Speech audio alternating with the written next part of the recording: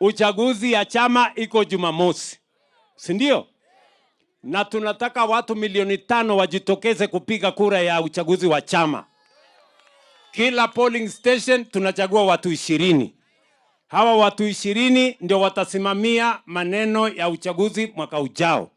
Wao ndio watapanga mambo ya chama, kwa sababu mnachua chama ya UDA ni chama ya kitaifa. Nyie mnaelewa hiyo maneno? Si mnajua juzi tulishinda kiti huko Malaba ya mbunge pamoja na ya MCA. Si tulishinda kiti ya huko Banisa kule Northern Kenya.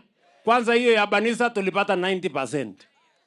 Juzi tena tumeshinda kiti ingine Isiolo.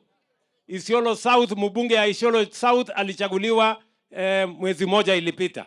Pia huyo alipata 90% kwa UDA. Pia kule Mbere, si mlikuwa kuna watu walikuwa wanajaribu kutuletea kisirani huko Mbere. Si tuliwanyorosha asubuhi na mapema. Si tuko na mtu anaitwa wa Mudende sasa. Si ni mbunge wa UDA. Na tumechagua MCS wa UDA. UDA ni chama si chama. Ni ya kuendelea mbele, tuendelee mbele.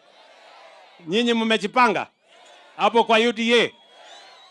Harambee. UDA si namna hiyo?